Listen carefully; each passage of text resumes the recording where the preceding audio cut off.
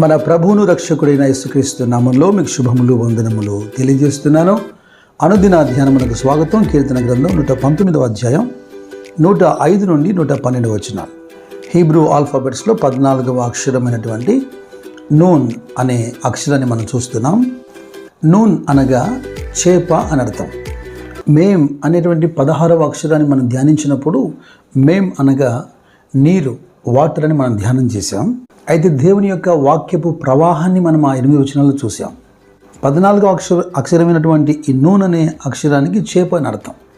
మరి నీరు లేకుండా ఏ విధంగా చేప బ్రతకలేదో ఆ వాక్యపు ప్రవాహంలో దేవుని పిల్లమైన మనము బ్రతకాలి. కొన్ని పదార్థాలు కానివ్వండి, లేదా కొన్ని పక్షులు, జంతువులు కానివ్వండి, ఆత్మీయ జీవితానికి చాలా దగ్గరగా, పోలికగా బైబిల్ చెబుతూ వచ్చింది. మొట్టమొదటిగా యేసుక్రీస్తు ప్రభువును వెంబడించడానికి ఆయన చేత పిలువబడిన శిష్యులు జాలరులు గనక మత్తయి సువార్త 4వ అధ్యాయం 19వ వచనంలో యేసు ప్రభు వారితో మాట్లాడుతూ, గలిలయ సముద్ర తీరమున సీమోను అతని సహోదరైన అంద్రయ్య ఇద్దరు సహోదరులు సముద్రంలో వెలవేయట ఆయన చూచాడు. వారితో అంటున్నాడు, నా వెంబడి రండి, నేను మిమ్మల్ని మనుషులను పట్టే జాలరుగా చేతునని వారితో చెప్పింది. వారి చుట్టూ ఉన్నటువంటి సాధారణమైనటువంటి విషయాలు పామరులకు సైతం అర్థమయ్యేట్టుగా వాటిని ఉపయోగించుకొని యేసుక్రీస్తు ప్రభు మాట్లాడుతూ వచ్చాడు. ఇదివరకు వాళ్ళు వలలు విసురుతూ చేపలు పడుతున్నారు. అయితే ఇక్కడ మనుషులను చేపలకు సాదృశ్యంగా చూపిస్తున్నాడు. వాళ్ళు సంపాదించబోయేటువంటి ఆత్మలను చేపలకు సాదృశ్యంగా చూపిస్తున్నాడు. అందుకే మిమ్మల్ని మనుషులను బట్టి జాలులుగా చేస్తానంటున్నాడు. అలాగే మత్తయి సువార్త 13వ అధ్యాయం కూడా మీరు చూడండి, 47 నుండి 50 వచనాలు. పరలోక రాజ్యాన్ని పోలుస్తూ అనేక ఉపమానాలు చెబుతూ వచ్చాడు కదా, అందులో ఇది కూడా ఒక భాగం. మరియు పరలోక రాజ్యము సముద్రంలో వేయబడి నానా విధములైన చేపలను పట్టిన వలను పోలి ఉన్నది. అది నిండినప్పుడు దాన్ని దరికి లాగి కూర్చుండి మంచి వాటిని గంపలలో చేర్చి చెడ్డ వాటిని బయట పారవేయుదురు. పరలోక రాజ్యాన్ని చేపలు పట్టినటువంటి వలతో పోలుస్తున్నాడు. అయితే కీర్తన 119 110వ వాక్యం మీరు చూడండి, నన్ను పట్టుకున్నటకై భక్తిహీనులు ఉరియొడ్డిది, అయినను నీ ఉపదేశములు నేను తొలగి తిరుగుటలేదు. భక్తిహీనులు ఉరి ఒడ్డిది. ఉరి అన్నది వల లాంటిదే. సాతాను కూడా తన వలలో నేను చిక్కించేదానికి వాడు ఇలాంటి ఉరి ఒడ్డుతాడు. అయితే భక్తులు అంటున్నాడు, నీ ఉపదేశములు నేను తొలగి తిరుగుటలేదు.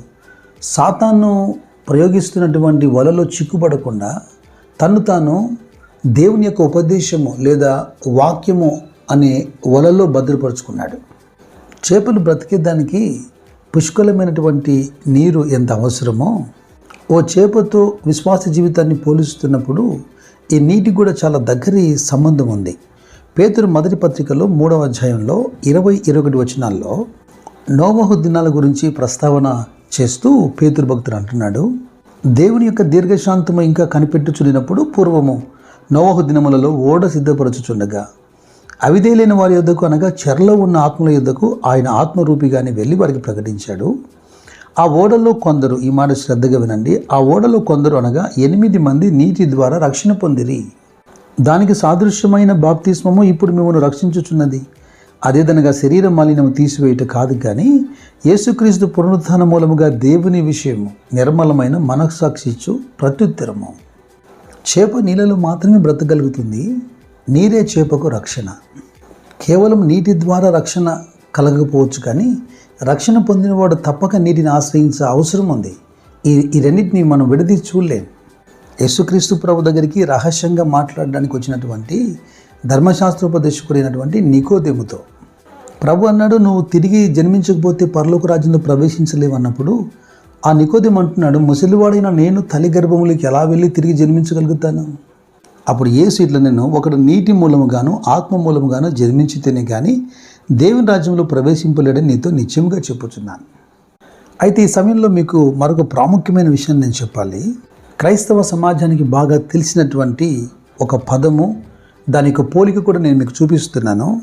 ఇక్తుస్ లేదా ఇక్తీస్ అనే మాట. పురాతనమైనటువంటి ఈ యొక్క గ్రీకు పదానికి అర్థం ఏంటంటే జీసస్ ఫిష్ అని అర్థం.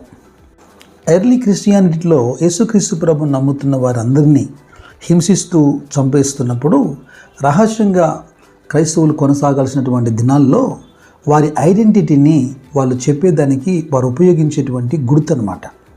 అలాగే వారి యొక్క విశ్వాసాన్ని ప్రచురం చేయడానికి కూడా వారు ఈ గుర్తును ఉపయోగించారు. అలాగే వారి యొక్క ఐక్యతకు కూడా ఇది సాదృశ్యంగా ఉండింది. కొద్దిగా ఇది మీకు అర్థం కావడానికి నేను విడదీసి చెబుతున్నాను. మీకు కనబడుతున్నటువంటి ఈ అక్షరాల్లో మొదట ఐ అనగా ఐసిఎస్ అంటే జీసస్, యేసు అని అర్థం. రెండవ పదము సిహెచ్ అంటే క్రిస్టోస్ అంటే క్రైస్ట్, క్రీస్తు అని అర్థం. ఇక మూడవది టిహెచ్ థియోస్ అంటే గాడ్ అని.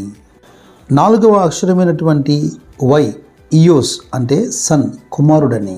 ఇక ఇక్తియోస్లో చివరి లెటర్ ఎస్ అంటే సోటర్, దట్ మీన్స్ సేవియర్, రక్షకుడు అని అర్థం. నూన్ అనే ఈ పదానికి చేప అన్నది అర్థమైతే ఇక్కడ యేసుక్రీస్తు ప్రభు చేపకు పోలికగా ఉన్నాడు.